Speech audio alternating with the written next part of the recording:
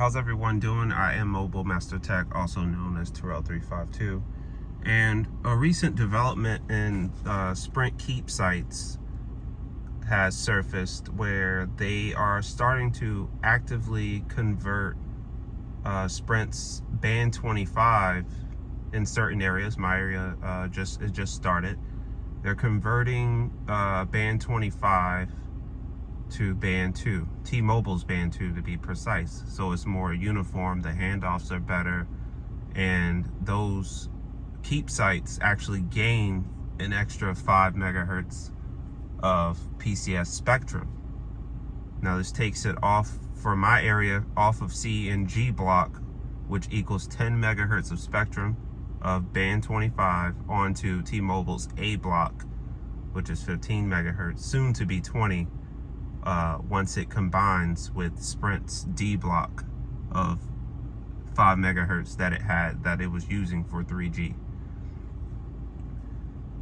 So it adds capacity, but there is a catch-22 to this, and that's if you're in an area where T-Mobile had N41 to that tower, the phone really didn't like to pick up band 25 as much as it likes to pick up band 2. So now that it's going to have that smoother handoff to band 2, an area where, say you're closer to the Sprint tower, you're going to be on that Sprint tower, and you're only going to be able to get that band 2, and that's it. And you won't have access to T-Mobile's N41, even if it's in range. You'll airplane mode it. It may show up for a little bit, but eventually your phone's going to see that it's closer to the Sprint site, and it's going to choose that one, and you're going to lose capacity, a lot of capacity. And this is why with root metrics, compared to all the other reports that came out, Ookla, Open Signal, Umlaut, root metrics, they are more scientific. So when they go ahead and they do their tests, it shows these problems, right? It shows the problems of the Sprint keep sites still being active, the handoff issues that it was having, and stuff like that.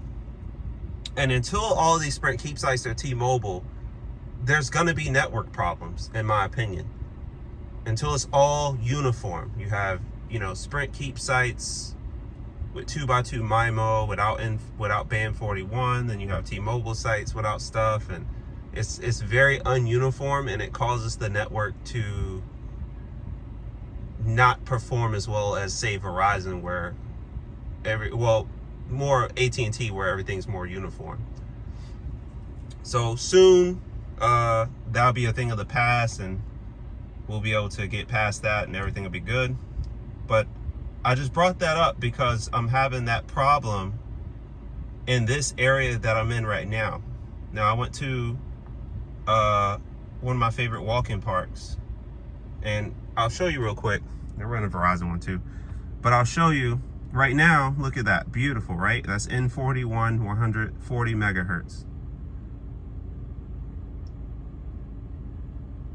Beautiful. Coming from a further site. But then the Sprint keep site, which is a stealth site, actually. It's a church stealth site with Verizon, co-located with Verizon.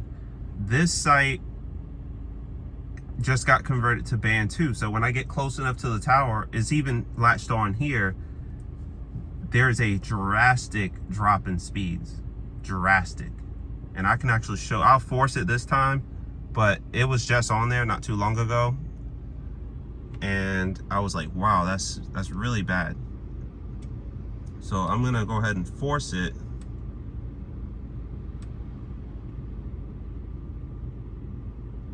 One second. Band 2. That's if I can force it, because sometimes it doesn't like to.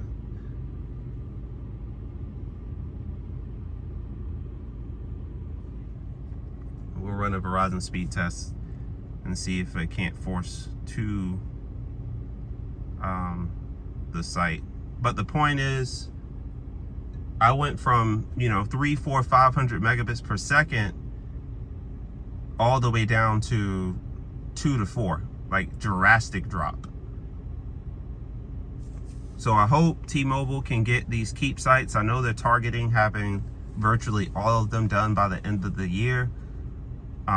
Personally, I'm a little bit skeptical on that, and that's just, I know I shouldn't take my area as an example of the entire country, but just in my area alone, there's 11 towers that don't even have permits yet for the keep sites to get converted.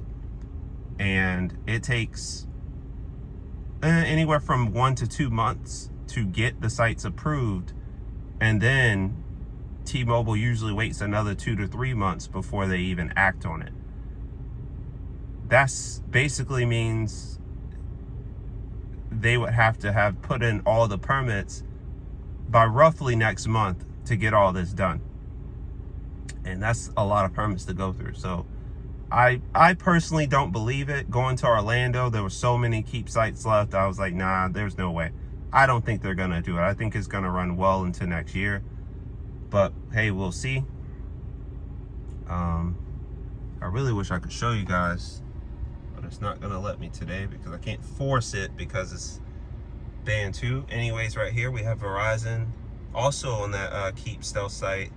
39.2, 17 for the upload, and yeah, it's not too bad. They have a ultra wideband site very close also. Unfortunately for them, with that ultra wideband site, the elevation's very low, so it doesn't reach over here that well. So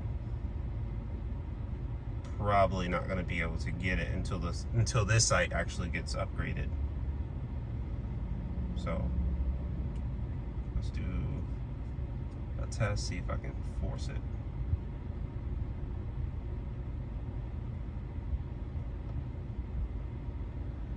So it's not going to force, so I'm not going to be able to show you guys. I'll make another video by when I'm like really close to one where I can really show you guys. Right now it's doing great.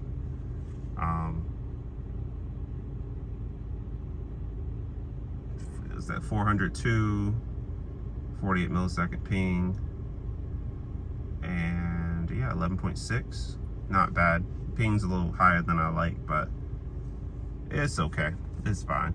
Anyways, just a video for you guys. Going a little bit more in depth about what's going on with the current Sprint Keep conversions with T-Mobile.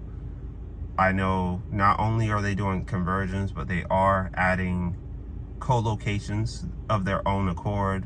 They have 3 in my county coming soon, and weak coverage areas for them that Sprint Keep sites did not cover.